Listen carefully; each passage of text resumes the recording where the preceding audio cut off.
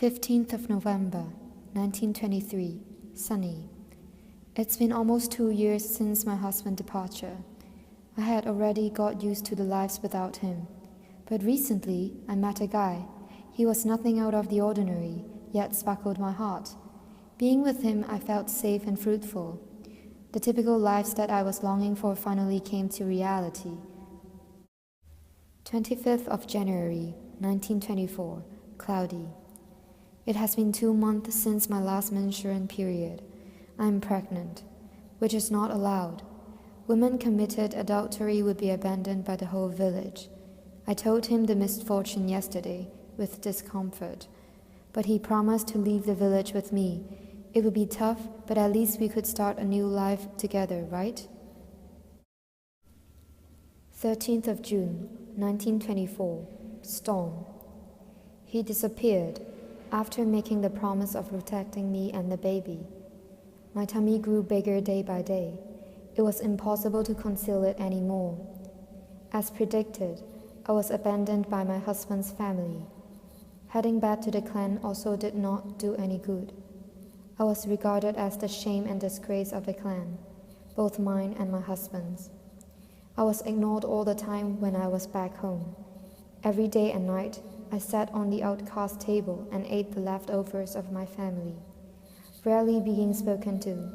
What I heard were only malicious words stating I should be omitted by the family. What made me heartbroken was not him breaking the promise and leaving me alone, facing all the blames, but my family abandoned me. No one had ever asked me the truth of the story.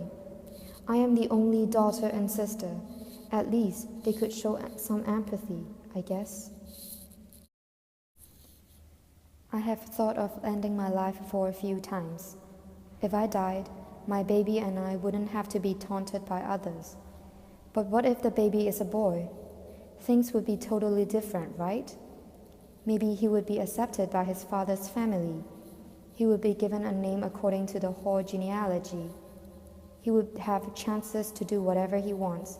He could go to school and leave the village after he grew up. Even if he did something wrong, the punishment would not be too harsh. These extravagant hopes are now my motivation of giving birth to the baby, despite the curses and discriminations of the villagers and my family. 28th of October, 1924, thunderstorm.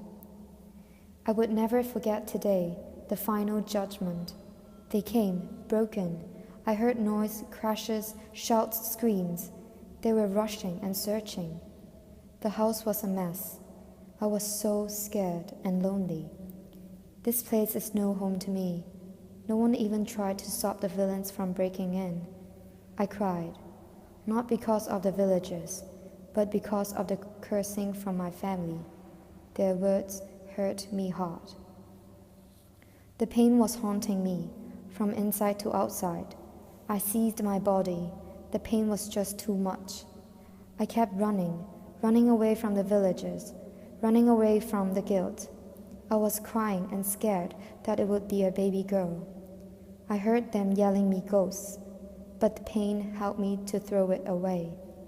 By each step, my pain grew. The only thing silhouetted against my eyes is the pigsty, smelly, muddy. But there is no place I could go among the world as if this will be my grave. I bowed beneath the roof. I felt something was going to burst out of my shirt.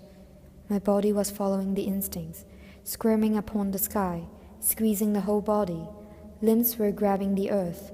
Fingers were curling out from my body. It cried. I finally met my children. She is a baby girl. She is beautiful. Big round eyes without impurity. But she is a girl. I am sorry, my daughter. I wanted to give you purpose of your life on this earth. I wished I could see you getting married one day. But it was none of your fault to be a female. I'd rather carry all the burdens instead of you being cursed by the others. Sorry, I could not give you an identity with no father. If you were a boy, perhaps you would have a life to live. At least you would be given a name.